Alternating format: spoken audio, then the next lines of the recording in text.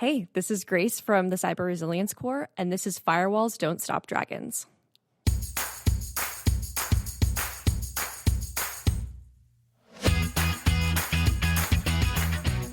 Hello, everybody. Welcome back to Firewalls Don't Stop Dragons. I am your host, Kerry Parker, and today we have episode 454 for November 10th, 2025.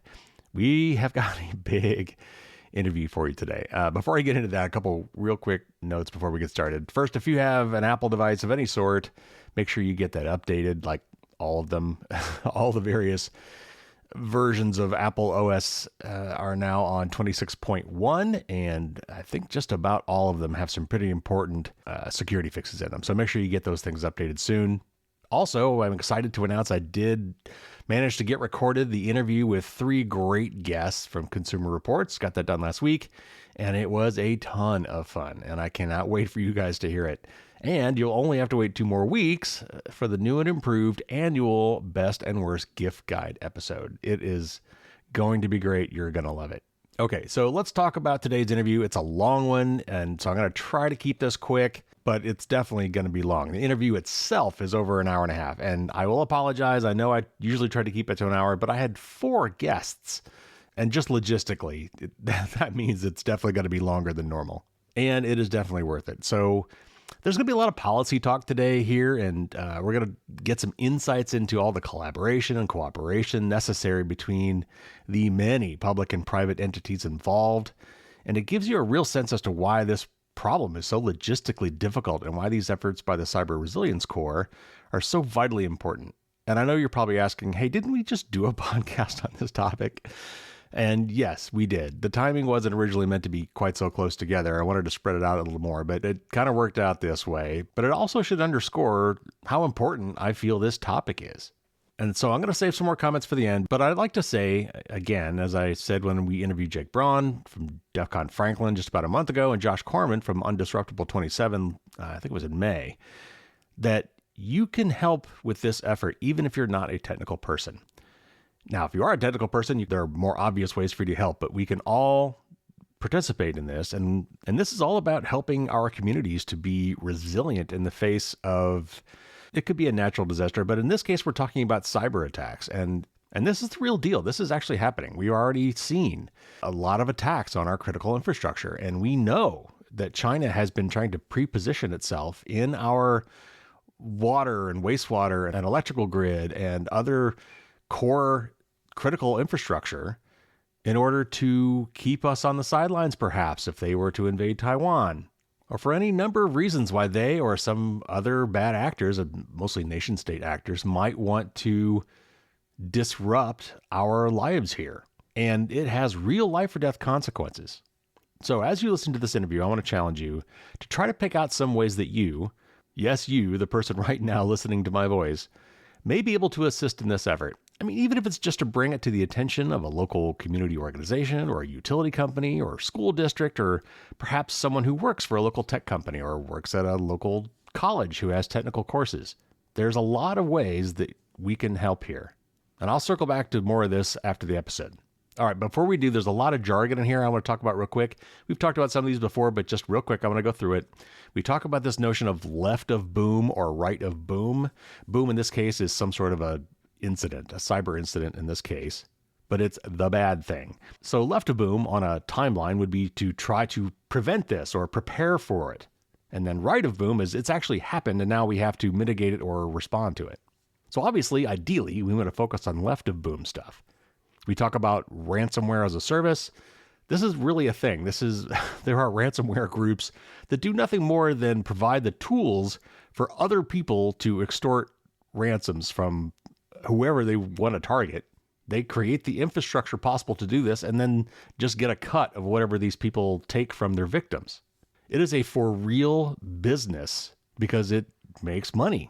They talk about an SLA, which is a service level agreement. This is usually a contractual level of support that you get in a business to business kind of environment. They talk about TSSCI in terms of clearance. That's TS, top secret, and SEI, sensitive compartmented information. This is terminology in the U.S. government for higher levels of security clearances. Somebody mentions the SANS Institute, that's SANS. They are known for certifications and testing and training for cybersecurity.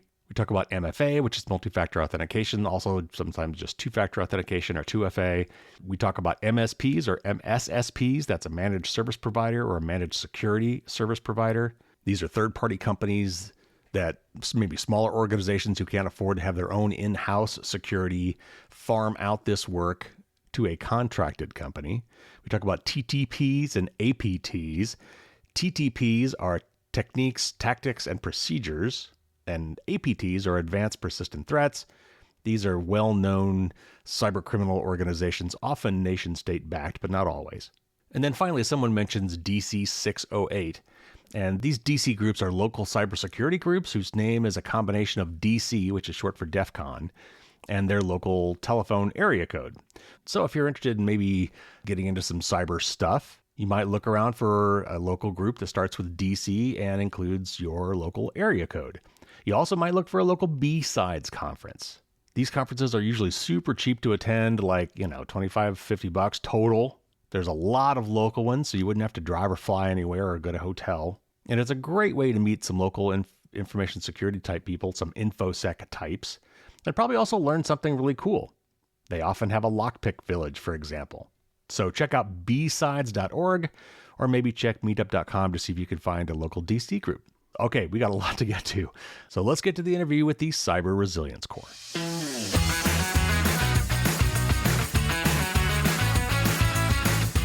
All right, today we have a very special panel discussion. We're going to be talking with 4 people associated with the Cyber Resilience Corps. And instead of me introducing all of them individually, let me just go around the horn and have everybody introduce yourselves. Grace, let's start with you. Yeah, thanks, Carrie. My name's Grace Menna. I'm a public interest cybersecurity fellow at the UC Berkeley Center for Long-Term Cybersecurity, which we call CLTC. Michael? My name is Michael Razeeq, and I'm a cybersecurity and privacy attorney and a non-resident fellow public interest cybersecurity with the CLTC with Grace. Eric? Hi, I'm Eric Franco. I'm the Cybersecurity Preparedness Coordinator for the Wisconsin Department of Military Affairs Division of Emergency Management, and I'm also the Project Director for the Wisconsin Cyber Response Team, which is an all-volunteer expert group of cybersecurity architects who serve the public sector pro bono. And last but not least, Adrien. Thanks, Gary. Hi, I'm Adrien, the Chief Operations Officer at the CyberPeace Institute. I'm also one of the founders of the CyberPeace Builders, which is a volunteer group that helps nonprofits around the world. It's a pleasure to be with all of you. So let's start with the basics. What is the Cyber Resilience Corps? Why was it formed? What's its charter? And then, because I've talked to folks from DEF CON Franklin and Undestructible 27 before, how do you guys fit in with those guys? To understand the Cyber Resilience Corps and its goals, it's important to understand the interesting moment that we're in right now in security. Both the sophistication and the volume of security threats to small organizations across the U.S. is skyrocketing. While the federal government and the most resourced, technologically advanced organizations may be equipped to protect themselves, a large number of organizations across the United States, so think your nonprofits, hospitals, schools, local utilities, city governments, and small businesses, which we refer to as community organizations, are not. They fundamentally lack the time, resources, and expertise to put up a good fight against state-sponsor actors and sophisticated cybercriminal groups. So in 2024, 67% of global healthcare facilities were hit by ransomware attacks. Wow. The global education sector, which is schools, experienced a 69% increase in ransomware incidents between Q1 of 2024 and Q1 of 2025. So but despite these growing threats, a range of structural challenges make it difficult or even impossible, to be honest, for community organizations to defend themselves online. And the ongoing costs of cybersecurity vastly exceed the budgets of most small organizations. However, so in the last 15 years, we've seen this sort of grassroots patchwork effort to spin up a variety of software, guidebooks, and volunteer-based services, which we call cyber civil defense, which are available on a free or low-cost basis for community organizations. CLTC, which is the organization that I'm a part of, has been a long-time organizer and provider of cyber civil defense services. We founded and co-chaired the Consortium of Cybersecurity Clinics, which is a network of about 56 universities and college-based clinics around the world. Those clinics train students to provide free cybersecurity assistance to local schools, cities, hospitals, and nonprofits. And there are a number of other different types of cyber volunteering organizations that don't rely entirely on student volunteers. So, right, the good news is that there are some amazing programs powered by volunteers that are doing essential work at the most foundational level. But what's become increasingly clear from those who are in the cyber volunteering ecosystem, which is all of us in this call, in this group, over the last few years, is that there's no centralized way for organizations who need to identify help, where they can get help, or which organizations they qualify for, leaving the research burden to these community organizations themselves to figure this out. And their time is already limited and stretched. And so this can be a huge barrier to community organizations getting the help that they need from these volunteering organizations. So over the past 5 years, CLTC's work stewarding the university cyber clinics worldwide.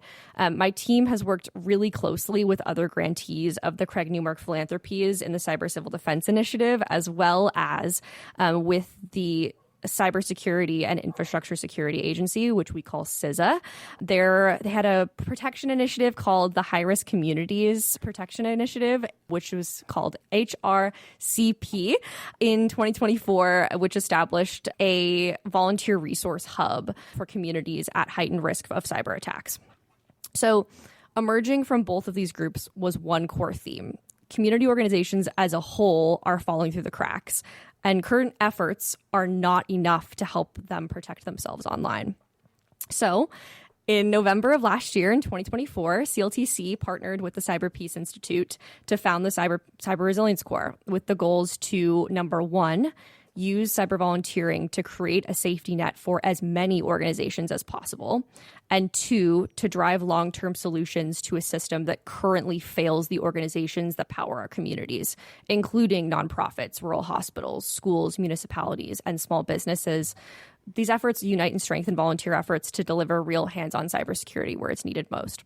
So over the last year, this is mainly manifested in two initial lines of effort.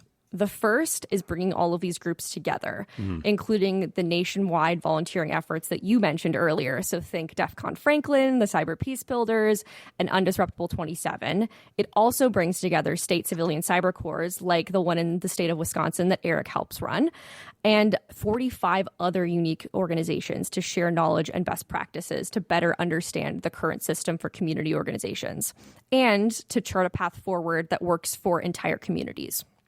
Until now, these diverse organizations that deliver volunteer cybersecurity assistance have functioned almost entirely in silos. So there's been very little coordination or collaboration, which ultimately limits their scale and impact, right? Sure. So bringing together these service providers has resulted in a roadmap report that we published this June, actually, that we called the Roadmap Report for Community Cyber Defense, which outlines a strategic plan for addressing the cyber threat to community organizations in both the near term and the long term. So that was the first line of effort. The second line of effort was building on CISA's work with the Volunteering Resource Hub to create a centralized platform mapping all of the cyber volunteering organizations across the U.S. So the goal of this was to make it easier for both community organizations to identify where they might be able to get help, and for prospective volunteers to identify which volunteering organizations operate in their area and whether or not they're eligible to join. So at its core, the Cyber Resilience Corps is connecting community organizations with cybersecurity volunteer groups to strengthen America's cyber resilience. Wow, that is a lot. And there's even more than that, because beyond that, we've got the State Civilian Cyber Corps. And you also mentioned university clinics. So there's a lot of people involved in this. So I think it's fantastic that there is collaboration, because otherwise, I would think two things. First of all, you need to collaborate amongst each other to share learnings amongst these groups. And when you're working with these companies, there's probably threat intelligence you can share. There's certainly how to work with these organizations that you could share. And then on the flip side, you don't want to overwhelm these poor municipal places that are trying to figure out, I need some volunteers, and there's 10 to choose from. How do I know which one to choose from? So again, thank Craig Newmark for being like at least part of an umbrella in some of this stuff. So talk a little bit more about the state civilian cyber corps, because that's a little different than what you guys are, state level as opposed to maybe federal level or cross state level. And then these university clinics are really interesting too. So tell us a little bit more about those, and again, how you guys better collaborate and share understandings between each other and present a unified front to all these organizations that need your help. Sure, I can take that one and jump in with a little more context about the different types of volunteer organizations. So, starting from the lowest or individual level, there are just individual hackers and groups of people that decide to help their communities or help other people, right? A great book that I would recommend for anyone interested in learning more about those efforts is called The Ransomware Hunting Team. I highly recommend it. Beyond individuals just banding together, because there can be some issues with that. And if you read the book, you'll learn more about what some of those issues can be.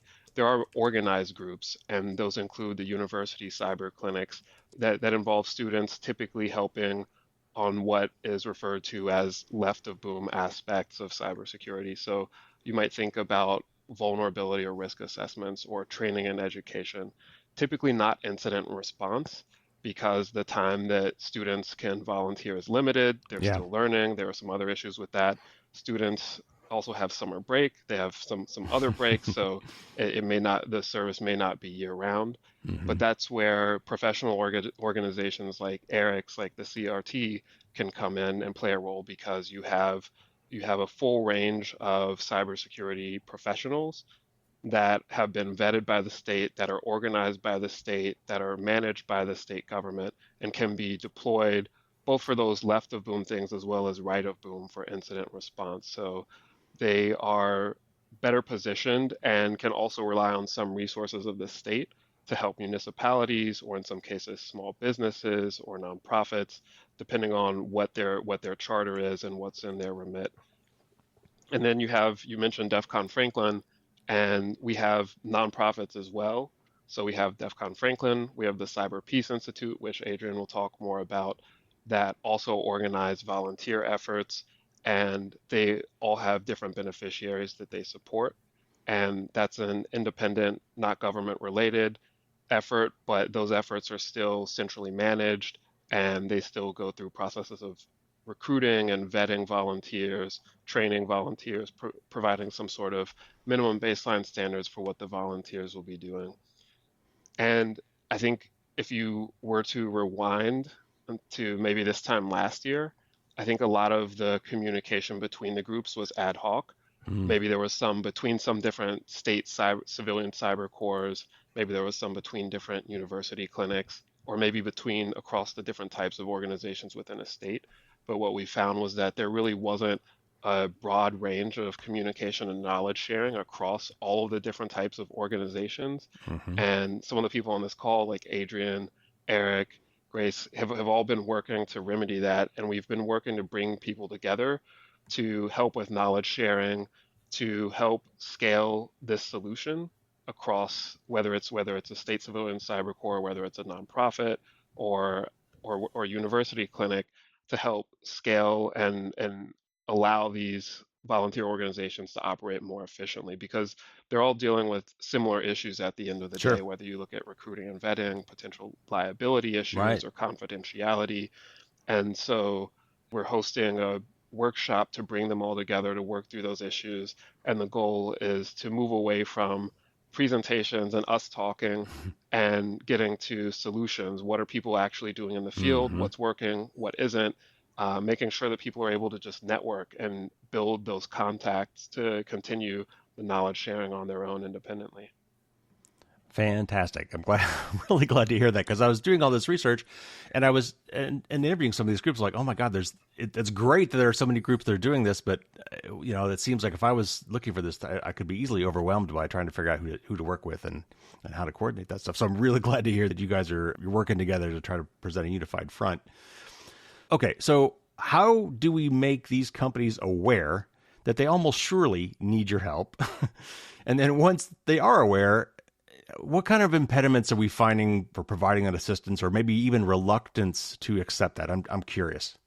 I think, in a lot of ways, at least for us here in Wisconsin, because the cyber response team was initially established to support the public sector entities. So, we have 72 counties, 11 federally recognized tribes. We've got just under 1,900 actual municipalities statewide.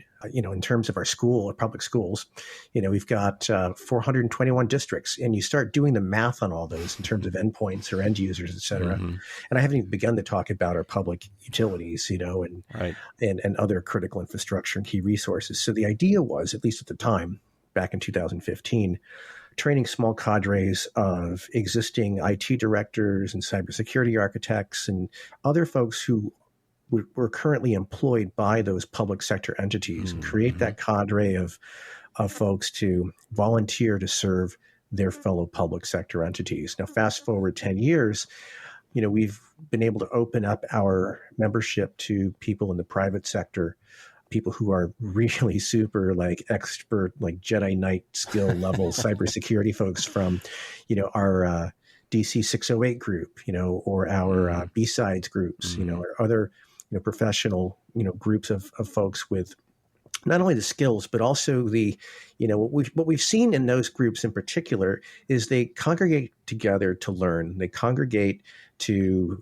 mentor just naturally, right? Yeah.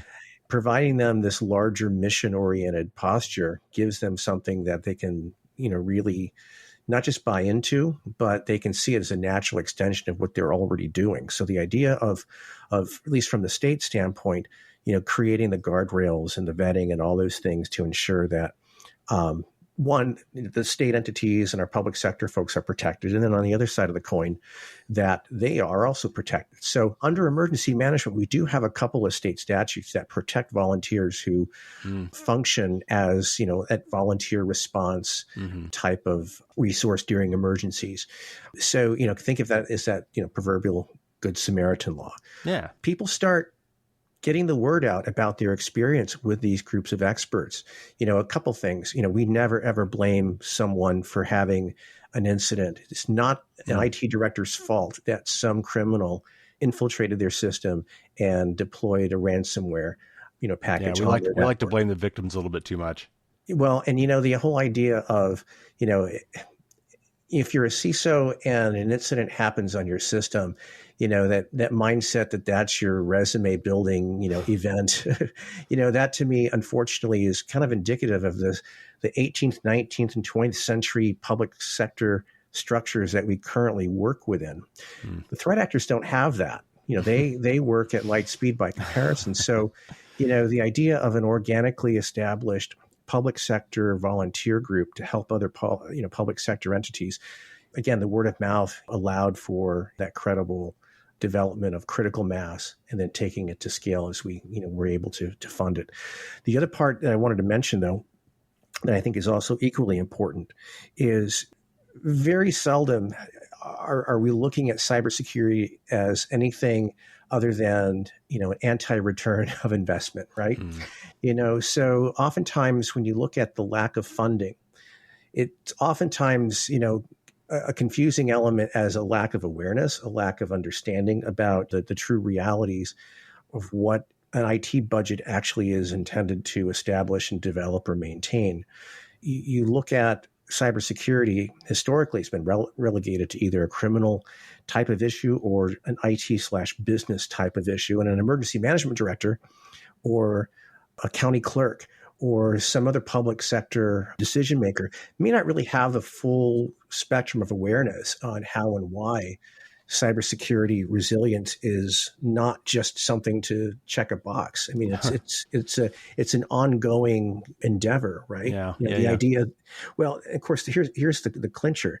When you look at the kind of budgets that a lot of our public sector entities have to deal with, if they have to make a decision on X versus Y, cybersecurity or IT tend to be, lower on those decision-making priorities compared to highway services, protective services, and other things. So they aren't necessarily considering cybersecurity to be in that same level of high priority as our 911 systems might be, or our, alert and notification sirens, or other kinds of of protective means to, keep the public either informed or notified of an emergency. So my point with all this is that with the way that we're currently operating within the context of state or local governments, again, these structures were built a couple of centuries ago. The maintenance of our current statutes and things of that nature aren't conducive to the extreme dynamic shifting that we've been seeing. And if Jen Easterly in her 2022 congressional testimony is correct, where the AI is evolving at 3 times that of Moore's law, and you apply that to the cybersecurity criminal enterprise, right?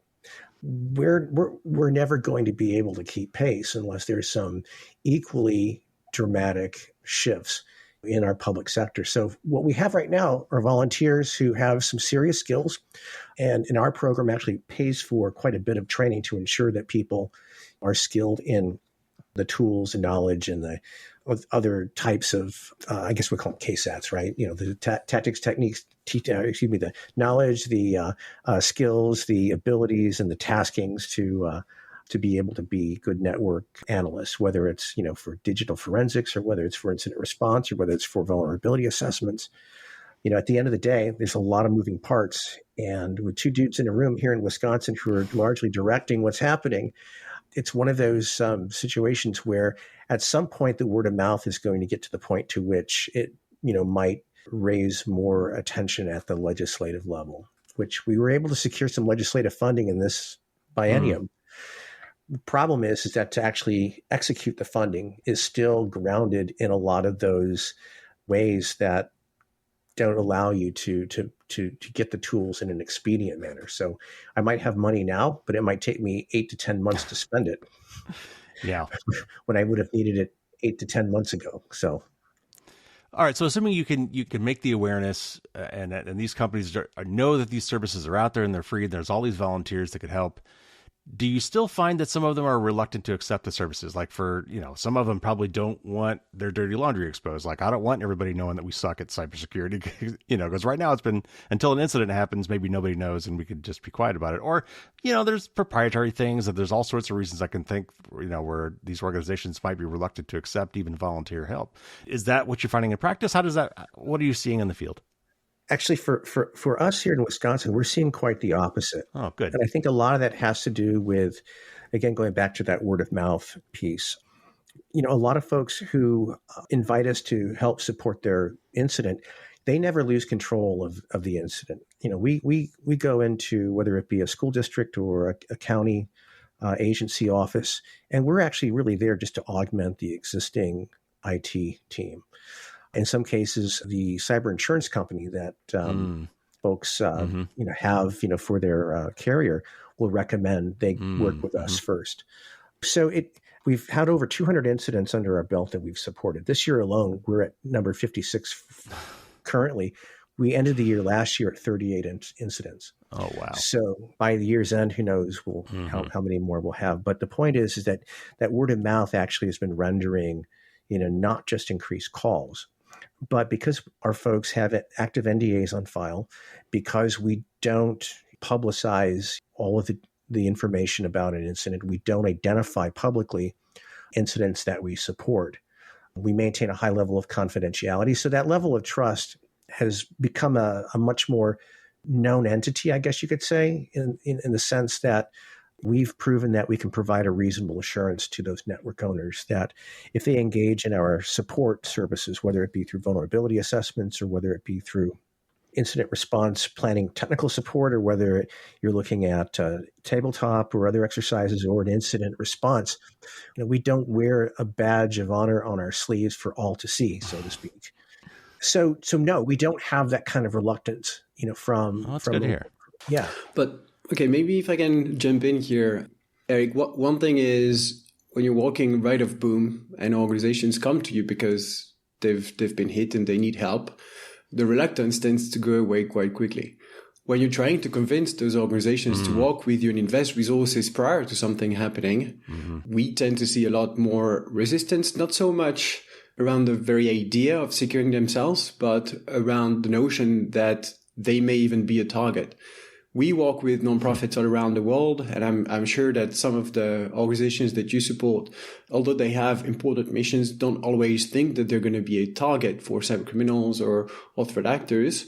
And if I can root back the discussion a little bit in history, I tend to think that this is due mostly to the military doctrines that have led to the construction of the critical infrastructure protection programs that we see in the West, whether in the US, in the UK, and other countries. It's rooted really in the World War II and Cold War and the idea of bombers and nuclear warfare and this idea of protecting the many of those large-scale attacks. And it's not really recognizing the reality of cyber today, in particular with the rise of ransomware as a service that's leading criminal groups to attack anything they can, whether it's a Fortune 500 company or a small utility or a small shelter that has virtually no budget.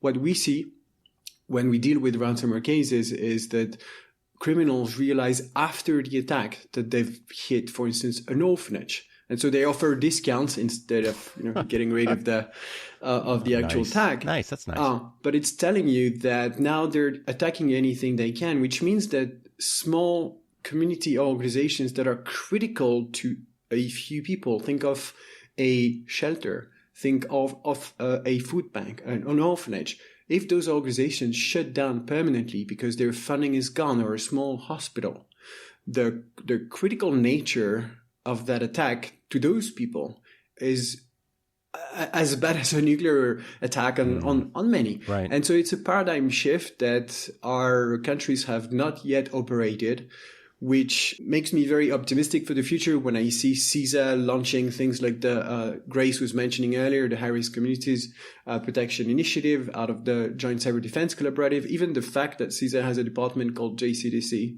is great. It's not the case all around the world. And it's telling you that governments, including leading governments from a cybersecurity standpoint, are recognizing that their abilities to help those organizations is so limited that they're going to need to rely on community level cybersecurity. And that's why the importance of everything that those volunteer groups are doing is so critical and is so timely, right? Maybe 10, 15 years ago, those organizations would not have been legitimate targets or would not have been lucrative targets for criminals. But thanks to the rise of ransomware as a service, thanks to lowering costs of attacks with AI, as Eric was mentioning, it's becoming profitable to go after the little guy, actually more profitable and safer than to go after the big guy, right? A couple of years back, there was a famous attack that happened in the US on the East Coast against Colonial Pipeline. I'm sure many of you will remember. It was all over the news. Putin actually flew to Geneva to meet with, I think it was Biden at the time, to discuss the attack, saying it was like a notorious thing. The attackers made out with about, I think it was $4 million, but the FBI was able to recoup about half of it. But, the attackers were all over the press. These people cannot fly anywhere anymore. Their life is a mess now. And at about the same time was an attack against a small nonprofit in the US that was getting USAID funding, still several millions of funding. And through a very simple CEO fraud attack, they were able to get out with $1 million. Now, you haven't heard of that attack. Most people haven't. Those criminals, took that money and left and are able to travel. And so what we're afraid of in our community is this shift from attacking the traditional critical infrastructure as, we think of it, like the big banks and the big nuclear plants and whatnot, and criminals starting to leverage the new tools they've got to attack the mass and really have a profound impact at community level. And so cyber volunteers are a solution, but at the same time, it's not okay to rely on volunteers, right? People have jobs, students have things to do, and they're going to graduate. Veterans or retirees have already contributed a lot. How can we make this sustainable? How can we make it scale?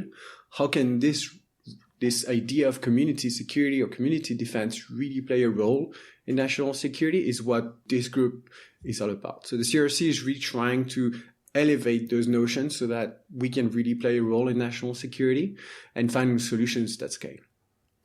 Well, speaking of scaling, one of the things that obviously all of these efforts need beyond just the people is funding. And it's great that Craig Newmark is behind some of the stuff, but I hope that that is not the only thing funding all of these efforts, because that's not scalable either. And you'd think that the federal government maybe should be looking at this as a national security issue, and they've got deep pockets. And yet the federal government doesn't seem to be as involved as it could be. And we're making drastic cuts. I mean, just last week, we cut a lot more people from CISA. So we can't look to them. So how are these orgs being funded, yours and others like you? Are these funding sources going to be reliable over time? And then maybe how should they be funded if there's a better way? Yeah, I can start giving an answer, and I'm hoping everyone will have something to contribute to. But sustainability for us is paramount. We do not want to start offering services and have communities depend on those and then have to stop just because of lack of funding. Right. So as a nonprofit, our strategy is to diversify sources of funding. So we do take funding from philanthropic actors like Craig Newmark, from foundations like the Ford Foundation, the Patrick McGovern Foundation. But we also take funding from private companies with this idea that we provide a service to them, and as such, they benefit from something and will continue paying over the years. So our idea around the Cyberpeace Builders, which is the volunteer group that the Cyberpeace Institute runs, is to leverage corporate volunteers. So people who have a job in the US, you've got over 1 million cybersecurity professionals in industry. There's less than 0.5% of them that are currently volunteering their skills. So, there's a lot of potential to grow. And the beauty of that is that most companies have corporate social responsibility programs, social impact programs, and actually have budgets dedicated to offering engaging, fulfilling, safe, politically neutral opportunities for their staff to volunteer. And what better way than skills-based volunteering? So that's one way in which we're building our sustainability strategy. Now, social impact budgets are a little bit sometimes like politics. They go Yes. and they come and go. Yes. But it's still one way that we're exploring and, using to sustain ourselves over the long run. From a state standpoint, when the cyber response team was first established, we were funded 100% through the Homeland Security Grant Program, the state Homeland Security monies that, from a preparedness grant standpoint, provided money for training and exercising. What that didn't provide money for was for response services. So right out of the gate, one of the things that was important to figure out is how do you balance the training budget and the exercise budget vis-a-vis having no budget for supporting response services or capabilities. And the decisions were made early on, this was before I came on board, to look at in-kind arrangements with those local public sector employers. So a county IT director would work with their leadership to ensure that they would have ample time to provide services if requested. So fast forward to today, we still have a little bit of that Homeland Security money that's about to sunset. Coincidentally, with this new biennium that we are in since the 1st of July, we have state funding for the first time in our history. Now, what's good about that is that it finally got the attention of people who can actually make policy and law to fund us. But that's just for the biennium. So, if they decide to not fund our capability in the subsequent biennium, so what are we doing in case that happens? Well, so we've already begun to work with our university system and our technical college system. We already have an existing MOU with the University of Whitewater in the southern part of the state. They have a very robust cybersecurity program, and both Dr. Adrien and Balaji Saranyan are extremely forward-thinking in terms of public-private partnerships with their Cybersecurity Center for Business. And that's not even a plug for them. It's just the nature of our MOU. We're bolstering each other's cybersecurity program. So, and I can elaborate on that later. But, we also have an MOU that is almost finished with our Madison College, which is our technical college system flagship site. And so the intent there is to look at, what our universities, what our technical college system statewide is looking at doing we already have a mission and vision. And the question is, when we spoke with their, CIO and their CISO, how do we, find that intersection point, and how do we keep this as cost neutral as possible? And that, I think, is really the strategy that has gotten a lot of attention by some of those folks, is that, we're not asking them for money. We're asking them to invest their time and their expertise into helping establish a much more stable and sustainable two-way street without it being transactional, right? The idea that they have students who might need public sector placements. Yeah, right. They might have space that we could all benefit from having U.S. Cyber Command come in and conduct some training with us, or our defensive cyber operations element, with the National Guard. I mean, a lot of different things that we can bring to the table on both sides that, we look at it sort of as a game of team sport type of mentality. Troy Sterwalt, one of our former CISO in the state, he would always say that cybersecurity is a team sport, and no single person has all the things, so to speak, and we really need to look for those other folks that we can get the kind of knowledge and skills and mentorship and build communities of practice. So that's what we're really actively engaging and trying to do. So we're looking at trying to do those community of practice activities so that we can build not buy-in for the sake of buy-in, but where people actually have a place to contribute. And, a person doesn't have to have a SEC Plus or, a stack of certifications. Our training program will help folks attain that level of skill. So we really look at a come as you are kind of approach to folks who are vetted. And so far it's been successful. I mean, we're always waiting for the other shoe to drop, in this business, right? Yeah. But for sustainability, for now, we're really focusing on the in-kind type of contributions and the external public-private partnerships to help keep things afloat. And Carrie, if I could just add on to that very quickly, one thing that I found researching state civilian cyber corps is that the cost to get them off the ground isn't huge. You're talking about a couple state officials to manage the program, some resources to get it going, but it's largely driven by volunteers. And so if you're thinking about that, even for the least populous state in the US, you're talking about a cost of maybe $1, $2, maybe $3 per adult. And so even worst case, if you're talking about some sort of public funding or taxes for this, if you were to go to anyone in your state and say, are you willing to pay $2 to help secure your community's water supply? We've seen foreign adversaries target water facilities in Pennsylvania, in Texas. Are you willing to pay $2 to help secure your community's water supply or to have electricity? I think it's hard to think that people will say no to that. You could hope.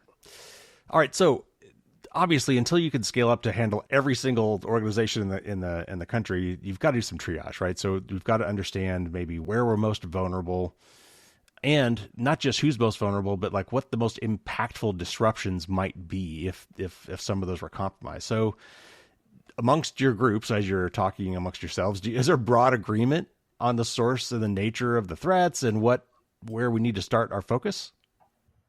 Well, I think most folks would agree that our healthcare systems tend to have the highest volume of activity, financial institutions next, and then education. Going into the 2024 IC3 report that the FBI puts out, they have quite a bit of metrics that can show, and you can actually access, I think, 15 years worth of their data to look at the evolution of what's been attacked and how much money was collected by threat actors annually. For us, we keep track of our individual incidents that we support, and then we're cognizant of the numbers that the FBI provides.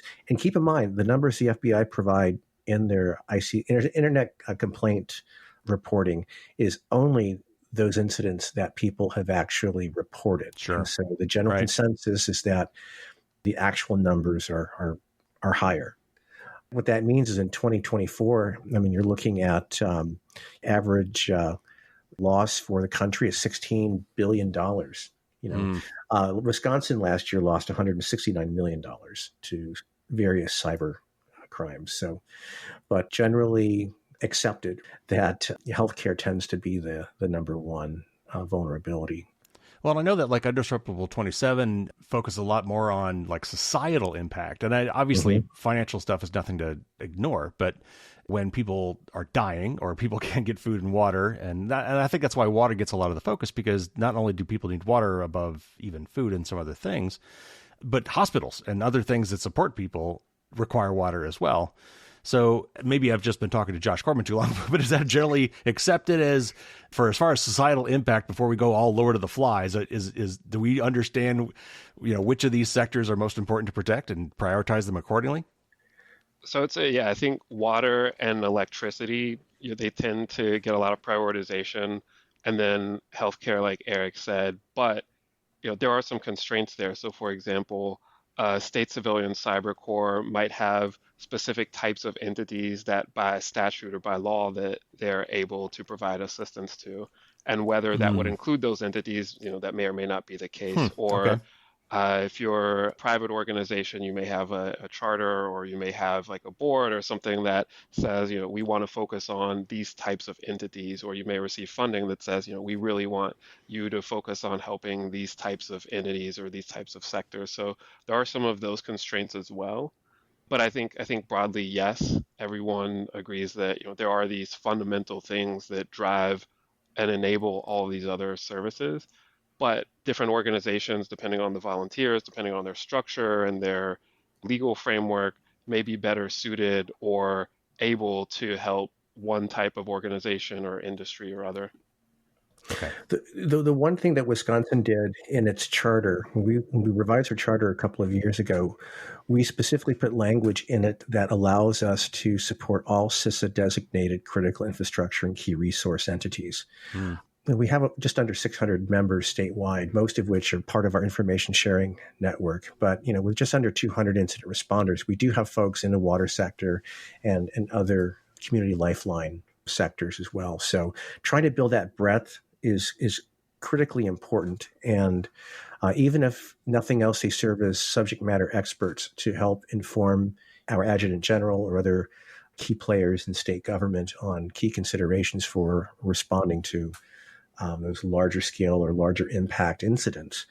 We're trying to continually build that level of expertise. And I think, to Michael's point, we saw a similar kind of constraint with our old charter, that we were only allowed to service and support public sector entities only.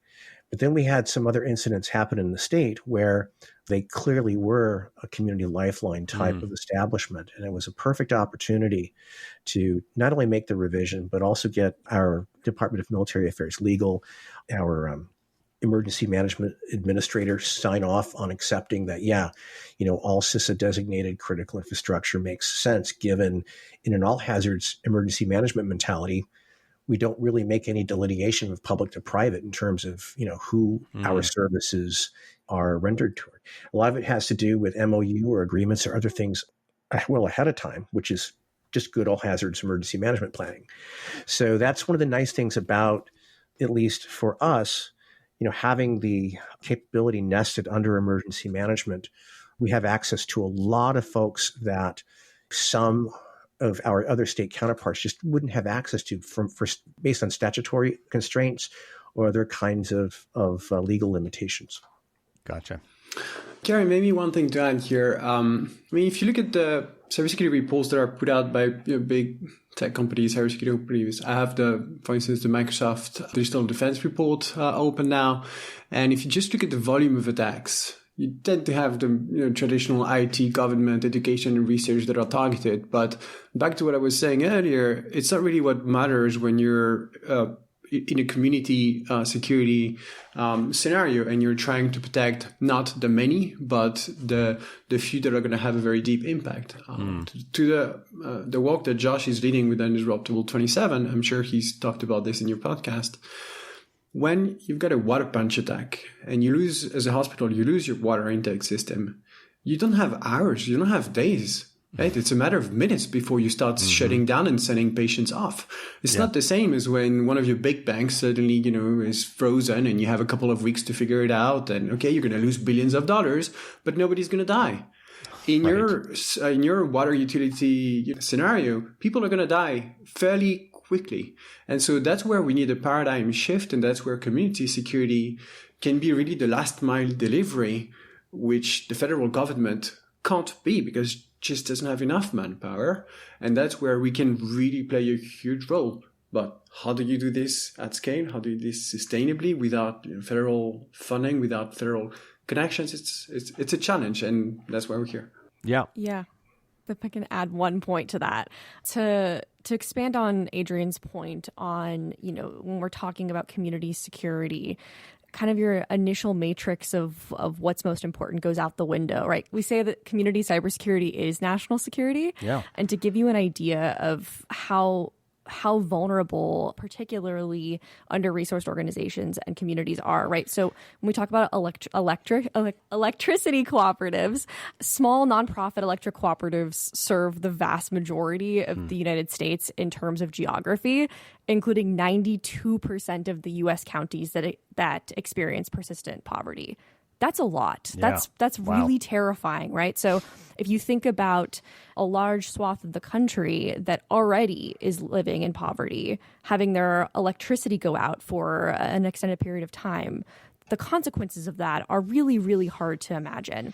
So it's hard to overstate the scale of this challenge, and it's going to take a whole of society approach to scale up these volunteering projects at the speed that we need, which is why we use the term cyber civil defense. So, right, it's going to take a concentrated, massive, coordinated effort from all levels of government, local community organizations, and security giants, but it's also going to require individuals, so your friends, your neighbors, to join forces to prepare for, to respond to, and recover from cyber incidents, which is essentially changing the entire culture that we have in the United States to create and incentivize continuous cyber hygiene for the general population. And this kind of focus doesn't come overnight. It can take years and years to build. Has anybody gone to the trouble of defining minimum viable resilience standards? I know NIST does a lot of work around this. A lot of times these standards are published and then no one knows about them, and they're certainly not, in any meaningfully way enforced. Tell me that there's something like this, or maybe we're developing things like this where we can go to these guys and say, look, this is the minimum stuff you need to do, and here's a checklist, and we can have some sort of way to measure our progress. There are. The problem is there are too many, and they're not always saying the exact same thing. And so it's sometimes a challenge for organizations depending on their sector, depending on their size, depending on if they're for or not for profit, to understand which is the piece of advice that they need to be following. There are some basic security controls that everyone will agree and will recommend. But then there's some more formal requirements that certain organizations have to go through that will differ. So there's obviously some NIST frameworks. There are, for not-for-profit organizations, there are certain donors, foundations that mandate certain security controls. The UK government has a framework called Cyber Essentials that is mandatory for nonprofits raising funding from the UK government to go through. But then you're a US, not-for-profit raising funding from the UK and the US and Germany at the same time. And suddenly you have three frameworks to go through. Sometimes you work with corporations, as we do, and they have their own supplier, requirements. And so you have to start filling out stuff and demonstrating that you're doing this and that. And then you have all of these forms. And so the compliance overhead can be a killer for many of these smaller organizations. And, some of them will try and hide under the carpet. So what we need to do is make this extremely approachable. And that's where volunteer-based services can really play a role, because you're essentially putting a human, you're doing a lot of hand-holding, but you have somebody that can articulate, all right, this guy is okay for you. This one, that's okay. But don't worry too much about the guys. What matters is that you implement the security controls, and then, you move along your journey. And if at some point you want some kind of certification to get better grants or better, reputation from your customers or whatever, we can think about that. But there needs to be some harmonization inside the country and internationally for sure around these guidelines. All right. So obviously volunteers are critically important to all of these efforts. Thank goodness we have them. But I'm curious from like a logistics point of view, how do you attract new volunteers? How do you find them? How do you vet them? What kind of skills and experiences are you looking for? What's the time commitment? And someone's already mentioned this, but like, how are volunteers shielded from legal liability? I can give an example with the service builders, and everyone has different kind of standards, so it's helpful to hear from everyone in the group. But we only take corporate volunteers because we match them to not-for-profit organizations. And so we want to demonstrate to those not-for-profits that people we work with have the kind of credentials that are needed, but at the same time are not necessarily working for governments that may be interested in their activities. And so we only work with reputable companies, and we basically leverage the trust that we have in those companies and that these companies have in their employees to tell the nonprofits that we help, hey, John works for Microsoft or Jane works for MasterCard. If you trust, those companies, then feel confident to work with these people. Of course, we have contracts with the volunteers, so they sign a code of conduct. Their employer themselves sign contracts with us where we talk about liability protection and all these things. So we make sure that companies feel safe and then volunteers feel safe. Of course, the beneficiaries themselves sign a contract so they understand what they're getting into, that this is volunteer-based, that there's no SLAs, that we're not going to be able to respond to the phone at midnight on a Sunday and things like that. Kind of scope their expectations. And at the same time, to your question about time commitment, what we ask corporate volunteers, because they have a job, it's a high-stress industry. We don't want people to volunteer during the night or the weekend. We don't want to generate more burnouts than there already are. The time commitment is something that has to be managed within the working day in agreement with employers. So we're sitting at around 20, 30 hours a year, which is not massive. But if you start adding 1 million cybersecurity professionals, you easily get to 30 million hours, and then you start talking about business. The good thing of splitting it like that is also that it makes it more digestible. We talk about snackable pro bono, but for the beneficiaries, it's also a lot easier to have a 1 hour conversation, half an hour conversation, do something, digest that, and then move on to the next piece. And then when they're ready, you can start off-ramping them or sending them off to private companies or to other volunteer-based services that can sit down with them for a longer duration when they're ready. For Wisconsin, we were using two specific ways to vet prospective incident responders. One was having them be an InfraGard member with FBI's program for critical infrastructure awareness and protection. And then the other was the Department of Homeland Security known travel number process, which has its own extensive background check that was used for vetting. So the intent was to not have a significant financial burden on the prospective applicant. What we're doing now, we're looking into having the Department of Military Affairs, and some of our training actually takes place at military installations, having Department of Military Affairs security folks do the vetting for us, which isn't, an all-inclusive type of background investigation, like, if you were going to go into, some sort of law enforcement or, educational type of role. But on top of that, looking at, because of the nature of a lot of the incidents being within the K-12 sector, checking for, whether or not someone is on the National Sex Offender Registry, or looking at if a person does have a history of felonies or other types of criminal activity, because we partner with our Wisconsin Department of Justice, we would look to them to give us some advice on how to move forward with some of those. I think in a lot of ways, a lot of state counterparts that I've spoken with, have continued to wonder about vetting. And I don't think any single entity has figured out the perfect balance of how can you have that reasonable assurance that someone's not going to do something malicious as part of your group. And I think it's also important to point out that for those who have a TSSCI clearance, if you look at the folks who are guilty of espionage, who had TSSCI clearances, they went through all kinds of background vetting and things of that sort. So I think it's important to keep in mind that the vetting is one of many types of elements to use, in the traditional background check. Similar to what Adrien mentioned, we do require that our incident responders participate in our foundation seminar, which is a face-to-face training. It's a chance for our incident response leads, who, by the way, also serve as a board of directors to our cyber response team, to do the sniff test, so to speak, right? And I think what's important to keep in mind is that when looking at a volunteer program, Some folks want to volunteer because it might be an opportunity for them to learn. It might be an opportunity to professionally network. We all have some sort of interest-based bent to why we do things. And for others, they look at it as an opportunity to grow their career. I don't think any of those are incongruent with the mission and vision of, this Wisconsin Cyber Response Team. What would be looking at it as potential sales contacts, or anything that would be a conflict of interest for their involvement. Right.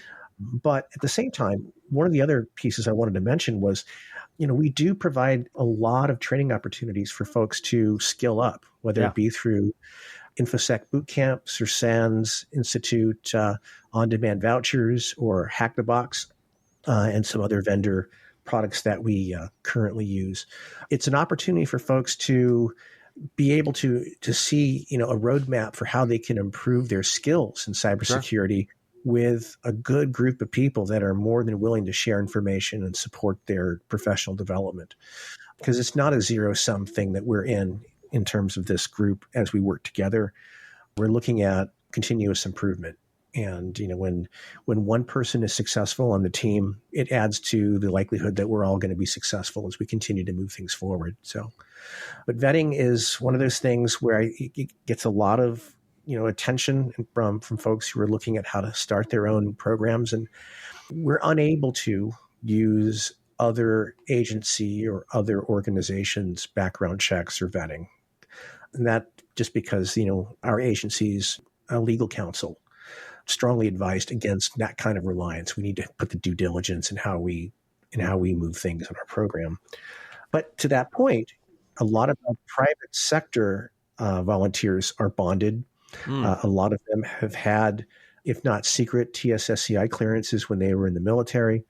Other upper tier level of folks who worked for the Department of Energy or worked for DOD or worked for CISA. So again, you're looking at, I guess that maybe the best way to put it is the atmosphere and climate among our incident responders in particular create a particular level of expectation of how to be and how to be a good member in our organization.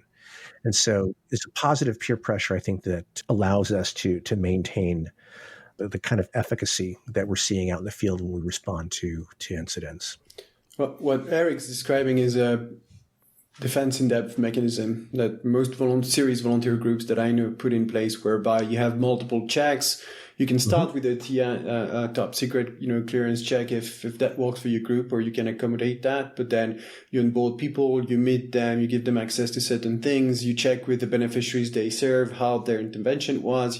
You keep yourself in conversations they're having with your target audience, and gradually they make their way up into your trust and the trust of their network, and gradually have access to more capabilities, more features, more people, etc. Typically, for instance, we don't reveal the names of the organizations that we service. It's a basic, obfuscation idea. But then when volunteers are presented with our mission board, they don't immediately know who's who. They know that organization works in that sector, in that city or whatever. They speak those languages, etc. But I don't necessarily know their name. And so they need to start helping them, and then they're going to figure things out. Which means that if you're, somebody that's ill-intended, you're going to have to go through 20, 30, 50 missions all the way until you get to the organization you want to attack. And bearing in mind, we're talking about under-resourced organizations, isn't it just easier to take a leak credential from a password leak and get into their systems through that door instead of, faking your way into a volunteer group? So it depends also a little bit on the type of beneficiaries you're serving. If you're working with individuals, for instance, which was some of the focus of CISA's initiative, and you're working with journalists or, political activists and whatnot, then we're talking about something extremely different. You got to be a lot more careful. You cannot match people like that. There's a level of trust there that's very different. If you're doing a lot of incident response and you have your volunteers getting their hands dirty, then you really need to have a high level of trust, which is not the same. If you have volunteers talk to people about MFA, what harm can they do doing that? And Carrie, you mentioned, you also asked about liability. So I just want to touch on that, because you heard Eric mention MOUs and Adrien mentioned contracts. So I just want to tie that together, that different states and some municipalities have essentially Good Samaritan laws that provide some liability protection to volunteers as long as they're acting within the scope of their duties. And there are some exceptions to that. You'll also see at the federal level, we have the Volunteer Protection Act in the US that across all 50 states provides some level of protection to volunteers that are acting on behalf of the state government or even some nonprofits. Oh, interesting. I didn't know about that. Okay.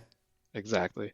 And I should say this is not legal advice. I am a lawyer, but I'm not a lawyer for any listeners. Right. Well, in vetting, I wasn't even just talking about security vetting and things like that, but also just skill vetting, like just even marrying people to the right jobs. Like some people, different people have different skill sets. And are all your volunteers like super technical? Or, I mean, some of these are college students on some of these levels, I know. When you've got low hanging fruit, when you're like, you got to change your passwords and 2FA and things like that. Are you getting just regular old people that have some skills and desire to do this? And then how do you marry the right skill set with the right groups? So I can speak to the university clinic model in particular. I will say one of the things about the university clinic model that is really amazing is that the intention is to recruit an interdisciplinary span of students, right? So we want students that are, a collection of them that are already planning on studying cybersecurity or computer science to join it as part of the clinic. But we also want and frequently recruit law students, students that are getting their MBA, graduate students, undergraduate students.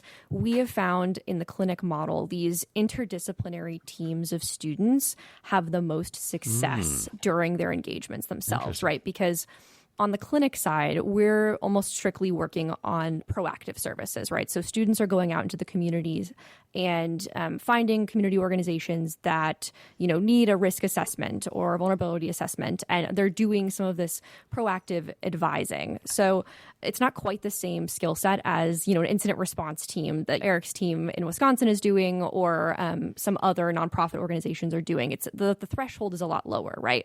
And so you can attract these interdisciplinary groups of students by framing this problem as a whole of society problem. And we're seeing that there's immense value in recruiting these interdisciplinary students, not just in terms of the success and outcomes of the actual engagements with the clients themselves, but also in building cohorts of students that go into all different fields and disciplines that then can speak to and understand cyber risk and bring that culture and appetite for cyber hygiene into all areas of society, which is immensely helpful.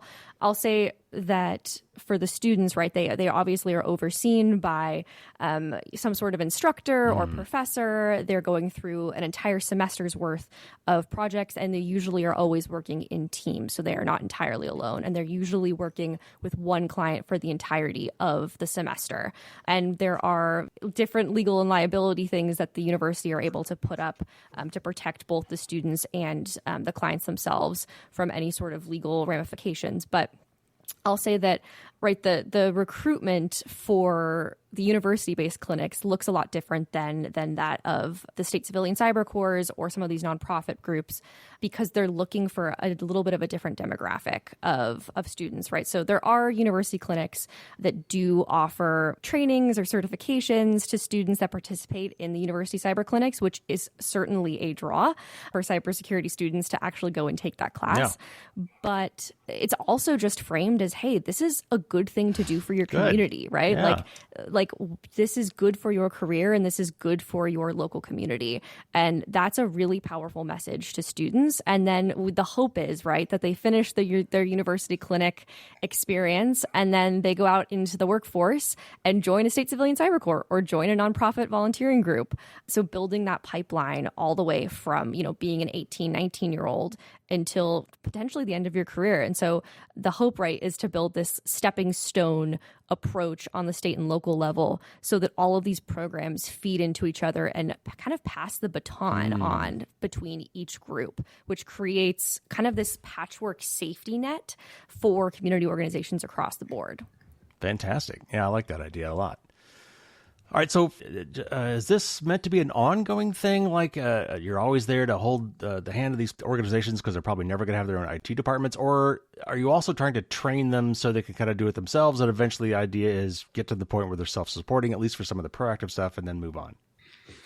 We have a journey through which our beneficiaries go through. So they start with a basic assessment, takes about 10 minutes to fill out 30 different questions, which gives us and them a view on their level of cybersecurity maturity. And based on that, then we can make recommendations as to which volunteers they need to speak to cover which areas, whether it's on the technology front, the governance front, the people front. And so they have a range of technical and non-technical conversations, which, back to your previous question, means that we need a diverse volunteer workforce, right, that represent the needs of those communities, which are wide-ranging.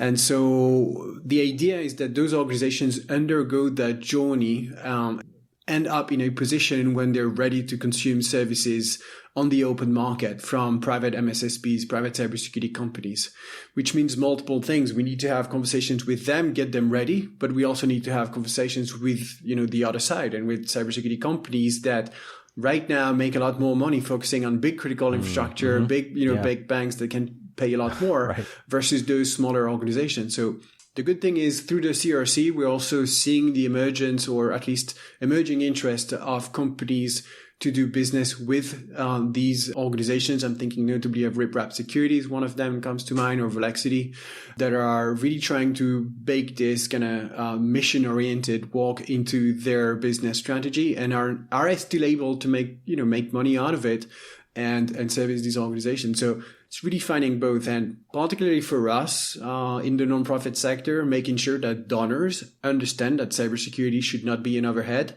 that when you're donating to a charity and you're asking for 99 cents of a dollar to be spent on the kids that the nonprofit is supposed to protect, you're actually causing a problem for those kids because the data of those kids is going to be poorly managed online. So maybe it's not 99, but 90 cents or 80 cents, and then, leave a little bit of budget for IT, which is something we used to discuss a lot with USAID back when it still existed. And USAID was trying to embed this into their disbursement strategies. How can we incentivize our grantees to spend money on cyber?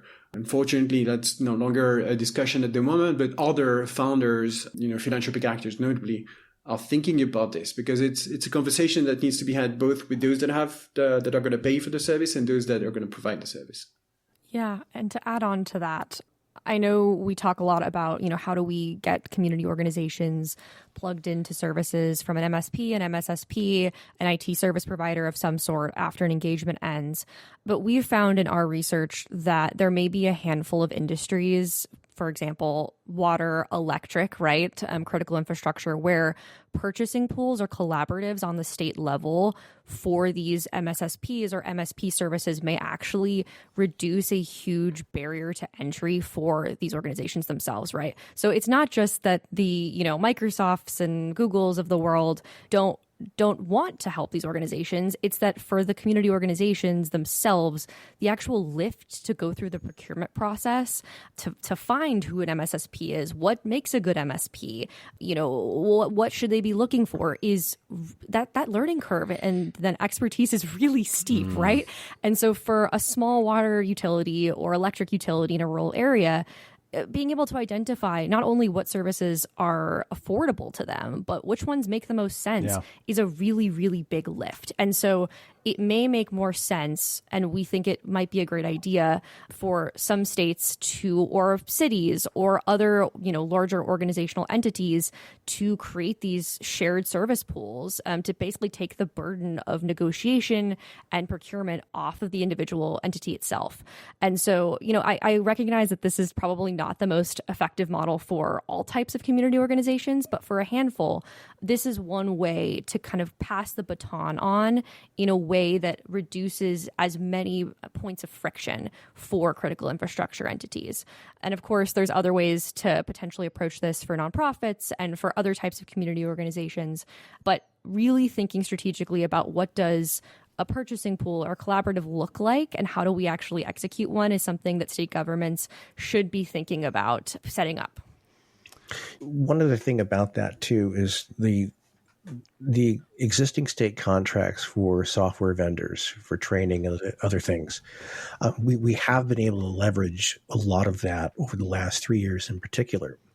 What we had to use as a selling point, and I don't really want to call it that because it's maybe not the most accurate way to describe it, but because we're looking at the Department of Military Affairs and Division of Emergency Management, a lot of planners are looking at cybersecurity and expecting, the proverbial big one, this monolithic, scary cybersecurity, apocalyptic kind of event. Yeah.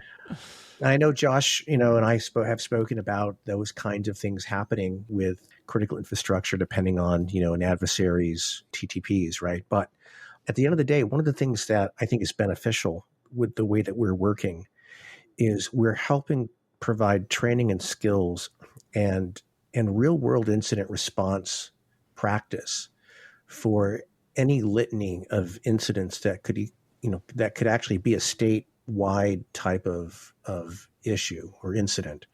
Because the reality is, if we had one of those kinds of apocalyptic kind of incidents that you might, see about in the movies or whatever, I'd be willing to bet that most of our incident responders are going to be at their home stations dealing with a threat on their own.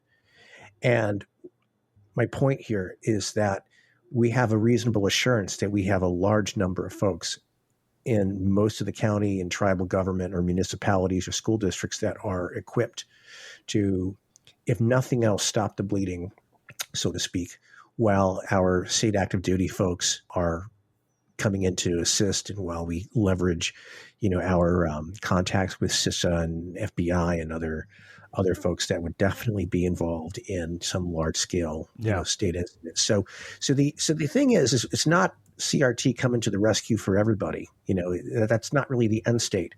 The end state is ensuring that we have a cadre of folks that are skilled enough and an information sharing network large enough. And all those contacts of our federal partners and our other state partners and all things in between, those proverbial business cards exchanged well before an incident.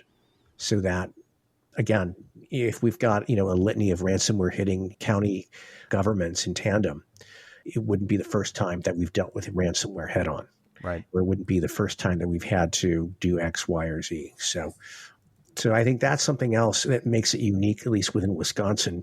We do have that sort of expectation that's grounded in reality, that it's not CRT to the rescue necessarily.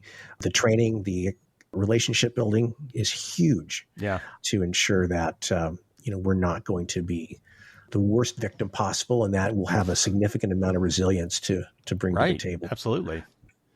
All right, so I know this hasn't been around terribly long, but I'm sure you guys have already had some interesting experiences. So tell me about the impacts that you guys have already had to date, how you kind of measure your impact. Are you keeping track of this in a way that you could show others, hey, this is done? Maybe give me a couple positive anecdotes, experiences you guys have had. Eric, I know, for example, you had one in particular, didn't you? Well, we've had quite a few. I think, first of all, it's important to keep in mind that what we actually started doing was partnering with one of the cyber insurance companies that insure our local entities, and came up with a calculus for identifying what the actual local cost savings would be to use our services. So 56 incidents into it, we're about $1.2 million that we've saved local entities, whether they be school districts, whether they be municipalities or county tribal governments. And so that's one way that we're trying to take the data that we actually have and trying to ensure that folks are able to see that their involvement in the cyber response team is actually making a difference. It's not just looking at the enterprise network that you supported to get a domain controller back up and running.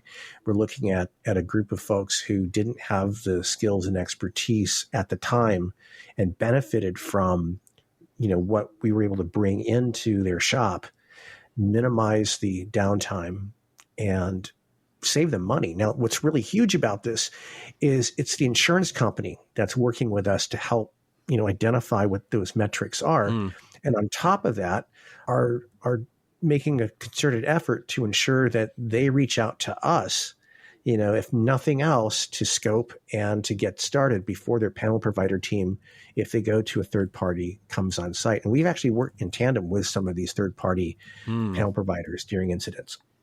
One, thinking of a county that came under a particular incident, and we had a solid 6-day engagement on site with the panel provider there. And, I was glad they were there, and they were glad that we were there. And the network owner was definitely happy that everybody was there to support their incident.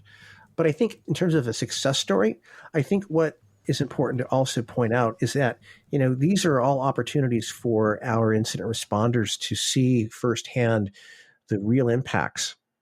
And then when they go back to their home networks, they patch, they shore up, they almost unanimously say, hey, this could have been my county. And so it's an opportunity for them to lean forward a bit, pay things forward, and also go back and try to mitigate those impacts. So I think there's some successes involved with that too, that we don't want to lose sight of. And we also have a particular case that you want to talk about? Yeah, I can talk about a few. First, foremost, we are digital first matchmaker. We match people in a cybersecurity environment. What they do generally with us is remote, and so that means we get a lot of data on their activity, on the matches, on their speed of delivery, on the quality of service, and we keep track of all that to ensure the service is qualitative, to ensure that it meets the needs of the organizations that we're serving, etc. So right now we're at about 1,500 volunteers coming from over 300 different companies on all 5 continents. We've serviced over 600 nonprofits through about 4,000 hours of volunteering. We have success stories, in many different sectors, humanitarian sector. I'm thinking of, we had a webinar a couple of days ago with an organization that does demining, notably in Ukraine, get rid of mines, who's been consuming over 50 hours of our volunteer services. We're, essentially their IT provider. I literally asked them, are you planning to recruit an IT provider? Well, not for the moment. You guys are doing a good job. So we've had volunteers negotiate ransoms on behalf of organizations that were hit and didn't know how to go about that. We've been able to detect APTs in very sensitive environments, in all negotiations contexts. We've had a lot of organizations come to us because they've had an incident and then stay and consume the volunteer services to build their security gradually. So we're also measuring the average speed at which they increase their security scores and all that. So yes, there's a lot of success stories, but what's important is to recognize the fact that there's so many groups out there, right? I've just mentioned we're helping 600 nonprofits. There are millions of nonprofits in the US. There are millions of public utilities. There's Josh is trying to secure 6,000 hospitals, so that seems to be an attainable objective within a couple of years. But those are complex organizations with large IT systems and whatnot. So the mountain that's ahead of us is incredibly steep, and we need all the help that we can get. And I think all of us are trying to demonstrate that volunteer groups can really be a resource for those organizations. But I don't want to get away from the discussion that there's not enough of us, right? Eric's doing an amazing job in Wisconsin, but what are the other states doing? A few of them are, following his path, but not nearly enough. How many people in the private sector are volunteering their skills? Just a couple of hours a year. Everyone has 2, 3, 5 hours of downtime during your year. Where are they? Why are they not hopping in cybervolunteers.us and registering to one of the local groups or setting up their own group? So I don't want to get away from this conversation, not raise a sense of urgency that not only do we need more people, but we need more people fast, because threats are looming in the US, and those volunteers are going to be put to use hopefully later than sooner. But you don't want to be hopeful, you want to be realistic, and you want to be prepared. So you bring up a great question. So how do you envision scaling up? I mean, there's so many organizations that could use the kind of services you're providing and probably can't do it themselves, hence the need for your services. What's the plan? How do you reach and scale up to reach all the people that need this help? So volunteer recruitment campaigns, to start with, we need to be a lot more public, a lot more vocal around the need for volunteering from universities, from corporations, from the federal government, from everywhere. We need politicians to be involved. We need backing. We need funding. So we need to make a lot more noise. We need the media to cover those stories a lot more. So, there needs to be, as Grace was putting it, a whole of society approach. And Craig Newmark is doing such a good job with the Cyber Civil Defense Initiative, really trying to raise awareness on the fact that if, during World War II, as people volunteering in local factories to build weapons, we need the same now in cyberspace with everyone that has the skills coming up to those virtual factories and helping elevate the cybersecurity, the cyber poverty line. So we need to raise, a lot more awareness. I think, Eric, you were mentioning you're doing this already in Wisconsin, but we can absolutely have crisis simulations, national exercises, a cyber volunteer day, which is something the CRC is working on to celebrate that and drive even more awareness.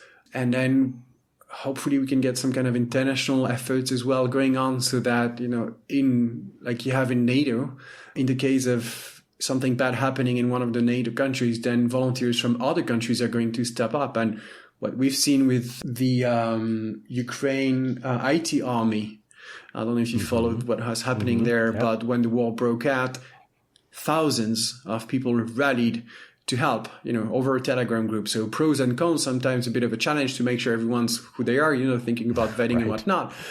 But still, it shows you that the people are ready to step up no matter their geography. So, let's find ways to build bridges between countries on that front too, and make sure those bridges are safe ones and we can vet people that are going to help in the US and not, escalate a crisis by mistake. All right. I got to address the elephant in the room. That is why is it that we can't seem to hold software vendors liable for their products? Unlike every other product that I can think of, software for whatever reason gets a pass. And so all these big tech companies are making tons of money and pushing the costs basically of their insecure products onto the rest of us. How do we move some of the liability and responsibility from cybersecurity back onto the companies who are making the vulnerable software in the first place? How do we create a market where the forces necessary to increase cybersecurity by design and secure by default products and services, how do we change that aspect of this? And if nothing else, can we get these big tech companies to pay into like a cyber defense fund or something, or give volunteers to help fix the messes they make? Do we have any ideas about that? I can jump in on that one. So I don't think there's one answer. I don't think there's a magic bullet that's going to solve all the problems, but I do think there are a few different solutions that make me optimistic. And so a few things that I've seen are CISA's recent Secure by Design initiative, which is voluntary, but a number of large tech companies signed on to that, said they would adhere to certain principles or certain design practices with respect to their software. But that's voluntary. It's not going to reach everybody. That can only get you so far.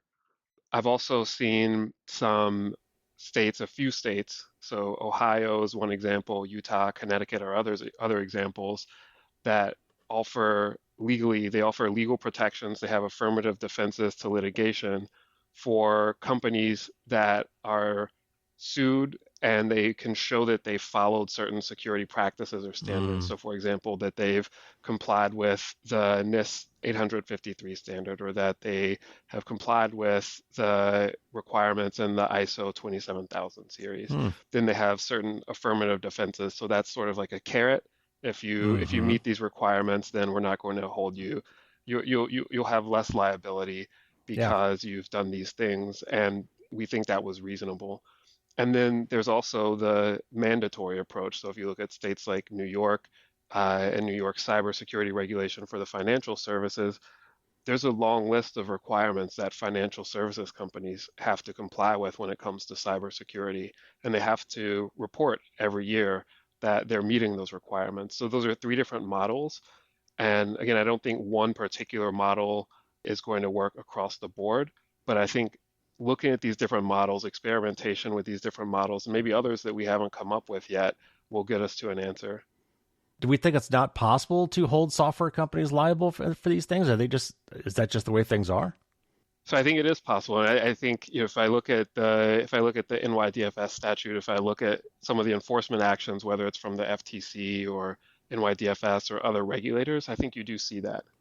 I think there's a market piece of this too that we're missing, right? So of course, regulation, we want to hold those software providers that are already offering insecure software accountable. But I think, right, venture capital plays a role in this as well. I think venture capital firms and other capital investors should be really considering strictly investing in developing low-cost cybersecurity products and only using as part of their metric, right, for determining who they're going to fund for a new startup.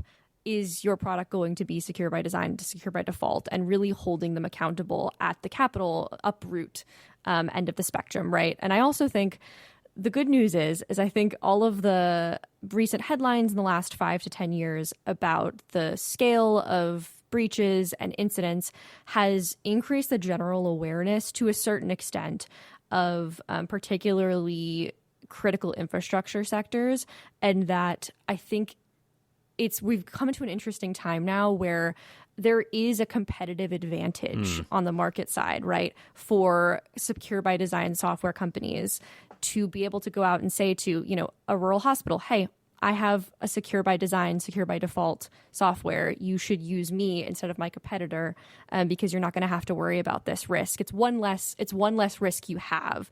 And so I think really shifting the industry narrative around positioning secure by design as an asset, as a competitive advantage, also is going to play a role here. I have one maybe pessimistic view on this. Just one? A lot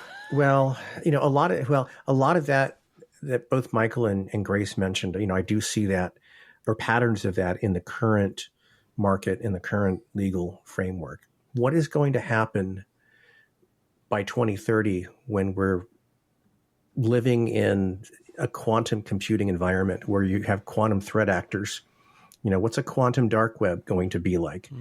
And for those rural and disadvantaged communities that don't have the resources to step up into that realm of computing or security, whatever that's going to look like, will there be an opportunity? Maybe here's the optimistic bent to this. Will there be an opportunity when we start seeing, the evolution into more ubiquity with a quantum type of framework, so to speak, to inherently continue to, maybe inherently combat some of the threats, and I don't know what I don't know.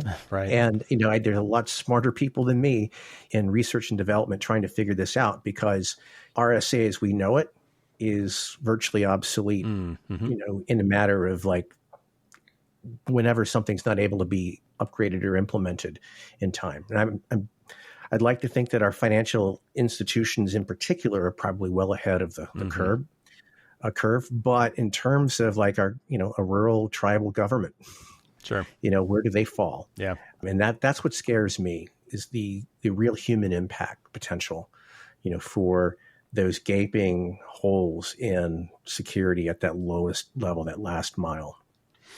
Maybe just a couple of comments on what Eric, you were just mentioning. I think we can be a little bit optimistic. Anyway, you've got to be an optimist and a realist. I think Kissinger used to say that.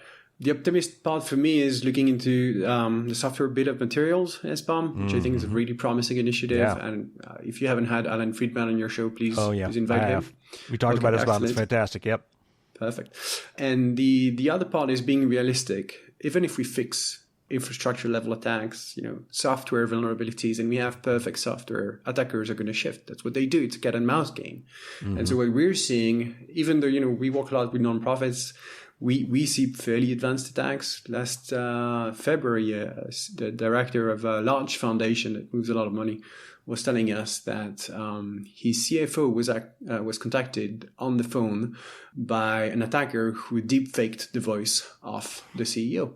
Yep. You can take a couple of YouTube videos and you can do that fairly easily. And you don't need to leverage any software vulnerability to leverage those types of attacks. And so I'm quite afraid that we're going to see a lot more attacks leveraging just content and disinformation to trick people into doing the wrong thing. And so where you need to get at with this is, there's no other way. I think I'm European, but, regulation. How can you not regulate content? How can you not regulate, software vulnerabilities and hope for the best when you have financial interests behind, as Grace was mentioning with venture capital? So, a business-minded or a wise regulation, which is not always what we do in the EU. We try, but it's not always the case. I think such a balanced approach is the way to go. All right, so this has been fantastic. This is very informational. Before we go, I always like to give my audience some hope and give them maybe some homework. So what can we do to help you? First of all, if I have cybersecurity skills, how do I find my volunteer opportunities? Second, if I don't have those skills, how can I maybe work with my local government to raise awareness or drive adoption? How can we support what you guys are doing? If you do have cyber skills, becoming a cyber volunteer is the most direct, immediate way to help. At the end of the day, we need more help to provide human-to-human services to community organizations, right? So software, toolkits, resources, all great things. But at the end of the day, community organizations need more incident responders and human beings to help translate and walk them through what they need to do to harden their defenses.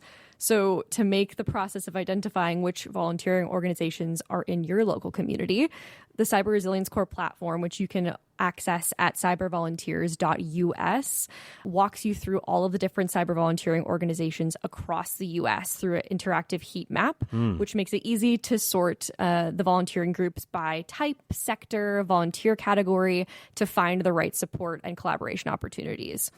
If you're someone who doesn't yet have cyber skills, the best thing and most immediate thing that you can do is to go lobby your local government. So go to your state capital, call your local congressman, call your local state representative, and ask them to adopt one of these local programs. Right? With the support from the federal government rolling back right now, state governments are at the end of the day being asked to take on more responsibility for cyber than ever before. So to effectively protect these community organizations on a local scale, states are going to need to help bridge that gap and create a stopgap, which is essentially an ecosystem of support, right? And so we believe that starting up and supporting these local cyber volunteering programs, so university-based clinics at the local community college or the local state university, state civilian cyber corps run out of maybe the Department of Emergency Management or Homeland Security, regional security operation centers, nonprofit cyber volunteering groups in their local community. This is the best way to do this. So you can go to your state and local lawmaker and pitch them with in our report that we released in June of this year called the Roadmap for Community Cyber Defense. There's actually at the end of it, in kind of an appendix, a state guidebook that you can take directly to your local lawmaker. Oh, that's great. And it walks you through all of the different types of cyber volunteering programs, how they feed into each other, and how they build resilience. And what's so great about these programs, right, is that they improve the resilience of their communities, yes, but they also invest in growing homegrown talent. So it's kind of a dual-hatted pitch to your local lawmaker, right? It's, hey, I'm building resilience for my local community, and you're also, by helping fund and set these up, you're also investing in the next generation of cyber talent, which is really, really great for workforce development. So highly, highly recommend, if you don't have cyber skills yet, joining the fight and going to lobby your local lawmaker and tell them about the amazing work that these different programs are doing, and encourage them to fund it as well. Because as we've talked about, the volatility in funding is a huge issue in this space. And having consistent year-to-year funding from government makes the world of a difference. Well, and from the flip side, if I work for a small public utility or a school system or a hospital, and I think that I might want to, maybe I'm not in the IT department, but I know the guy who does work in the IT department, or maybe my spouse works for these companies and I want to give them a heads up, hey, look into this program. How did those people go out and find help for themselves? I can't help but notice that on your volunteer site, there's a big button that says, I need cyber help, right next to I want to volunteer. Exactly. And that's the other great thing about our platform. So it's not just for if you're a volunteer, if you're a community organization and you need help, this is a great place to go and identify what volunteering organizations your organization might be eligible to receive services from. And so you can filter it by the location that you're at, the type of organization, the type of services that you think you might need. And it will sort essentially for you the list of organizations, the programs that you can reach out to see if you can get services from them. Highly, highly recommend it. There's no point in having 4,200 volunteers, cyber volunteers across the U.S. if we're not actually having community organizations uptake the services being offered. All right, last question real quick. Let's go around the horn. I know Michael had to leave, but for the rest of you, what's next for everybody? What's on your radar? What are you doing in the near future? Great. So let's go back to you. Start with you. Yeah. So my primary focus on the cyber resilience core end is helping to establish, set up, and scale more of these state-led programs. So really spreading the word state to state, city to city on what it's going to take to set these programs up. So providing and working through potential legislation on the state and local level, thinking through funding allocation, right? All of the different things that it takes to actually stand up a new organization, going state to state and community to community to help try to stand up more of these. I know Eric has really stressed in all of the cyber volunteering discussions that we've had is that having local presence makes the world of a difference. You need to have trust in the community. And so these national volunteering programs are amazing and they're very, very much needed. And we still need to scale those, but having more of these local programs makes the world of a difference. And so I will be spending my next few months trying to stand up more of these and scale them across the U.S. All right, Eric, how about you? Well, we're continuing to, Grace mentioned quite a lot of great things, and we're trying to do a lot of what she mentioned because, they really are kind of that vanguard for this entire type of movement, I think. Unfortunately, we lost our cybersecurity advisors from CISA because of the, restructuring of federal resources. But I'm looking at that as an opportunity. Because, in effect, it's allowing us to develop a much more robust internal pen testing and external pen testing service that we can provide. We're already doing vulnerability assessments for public sector entities. We're adding a robust penetration testing service. We're also looking at more threat hunting activities, more services that we can, for providing, notification and warning to prospective victims based on what we're seeing with data through, we're looking at a couple of different platforms that we're considering using. But at the end of the day, it's trying to not allow that functionality and operational gap that the dismantling of our federal support to keep us from not being able to take initiative. So we're partnering with our state National Guard, our defensive cyber operations element, and we're working jointly to try to figure out the best way forward. So we got the right people at the table. We have the right people in leadership. We've got an amazing adjutant general who gets it. And, we're very thankful that, we have that level of interest in cybersecurity. At the end of the day, I think it really is what Grace said, people at that local level lobbying their local politicians and trying to build awareness. And with that awareness, the funding to establish, develop, and sustain, what we've been talking about the last few minutes, right? The idea is if we don't, we'll wish we had at the end of an incident. All right, Adrien, you get the last word. What's up? What's next with you? Well, two fronts, really. First, in the US, we're going to work with CLTC, co-founders of the CRC, to build the underlying technology, allowing all of those volunteer groups to work together more efficiently, to be able to collaborate in the event of a large-scale crisis. We're going to drive a lot more recruitment campaigns to pull in more talent and drive awareness from the groups that can benefit from that help so that they actually consume it. So a lot of focus on really being that back end, leveraging the unique, advantages of my organization. We're not for-profit organization, but we have a full-fledged software development team and cybersecurity experts that can really build something that's tailored to the needs of that community, which is fairly unique. And then on the international front, working with nonprofits, we're going to extend a lot of the work that we are currently doing left of boom to try and do a lot more right of boom, and also try and help people in the context of disinformation and kinetic attacks.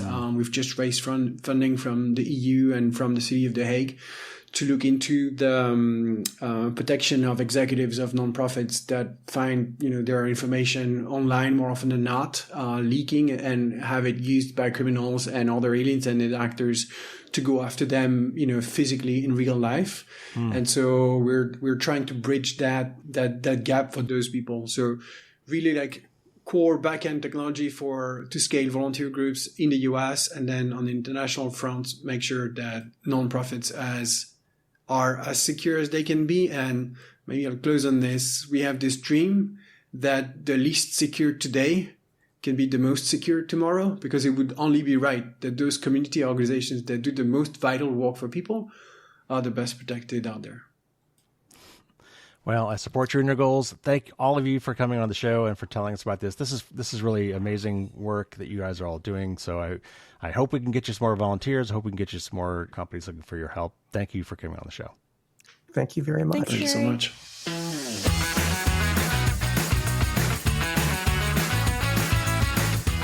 Okay, that was jam-packed with information. And I know it was much longer than my usual interviews. And again, I apologize. I usually try to keep these podcasts to a little over an hour, but I knew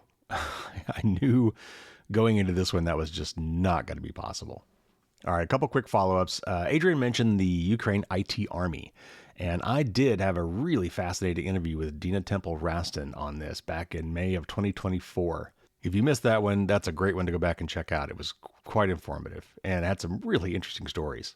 I got to say, as I was editing this, I had a lot of flashbacks to the notions of the old World War I and World War II civic motivation and mobilization campaigns, where everybody was asked to sacrifice a little bit and do their part for the war effort and supporting the troops or supporting the homeland, or, things like, having a victory garden at home, or buying war bonds, or even Rosie the Riveter.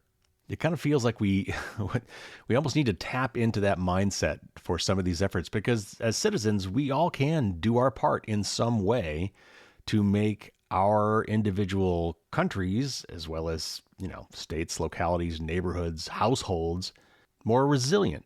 Be prepared. So I've got a lot of thoughts brewing in my head about this, and I'm going to save some of those for the future, especially since we're running so long today. I will circle back to these at some point, but for today, I'll just say this. First of all, there's a lot of information in today's show notes. I highly recommend you look in there and click on a few of those links and maybe read some of the reports or go to some of the websites. Obviously, one of the ones you definitely want to look at if you want to get involved or if you need help is to go to cybervolunteers.us. There's two big buttons there, one for I need help and the other one for I want to volunteer. But there's a lot of other links in the show notes, so definitely check those out and be thinking about what you might be able to do to contribute to this. And it may just be, again, an awareness thing. You may just be able to bring this to the attention of some other folks who can take it the next step, sort of like a relay race, pass the baton, find somebody who might be able to run with this information. And it's really in your own best interest and those of your loved ones and neighbors, because the outcome here is you want your community to be more robust and resilient in terms of infrastructure problems or potential infrastructure problems. And as someone said, I can't remember who it was, it's quite common for employers, especially some of the bigger employers, to have social initiatives as part of what they offer. And that often means being able to volunteer during work hours, basically getting paid to do so by your employer to go do something for the community. And some of these efforts might qualify there. Obviously, if you missed the interviews with Jake Braun about DEF CON Franklin, or the one with Josh Corman about Volt Typhoon and Undisruptible 27 that was back in May, definitely go check those out. If you are a student or a professor or somehow associated with a college, even a community college with a technical background, you could check out the cybersecurity clinics, which is at cybersecurityclinics.org. And there's a lot more resources. Again, I'm going to circle back to this at some point in the future. So check out the show notes for now and stay tuned. I'll have some more information for you coming down the pike. Okay, so for the patrons on Thursday, there will be bonus Q&A with the guests as usual. We talk about how we as individuals could get more prepared and be more resilient in the face of these infrastructure outages, including cool technologies like Meshtastic for emergency communications. I also ask them about preventing supply chain attacks. And we also talk about explicitly retaining analog capability and manual backups and controls. A lot of this rush to digitalization and making everything smart and connected to the internet, we've actually abandoned the old style backup systems that would operate if all of a sudden we lost power, for example. And for those of you who are not patrons, maybe not yet patrons, note that I will be doing some sort of a new patron promotion, probably in December, maybe January. But I will be doing a best of the bonus podcast right around the holidays to give you a little taste of what you're missing. And there will almost surely be a snippet from this week's bonus podcast in that one. All right, looking ahead, we got a new show next week as usual. And then after that, we've got my super fun interview with Yael Grauer and Jeff Landale and Stacey Higginbotham from Consumer Reports. We had a really fun time doing the best and worst gift guide episode, and I really hope we can do that annually now.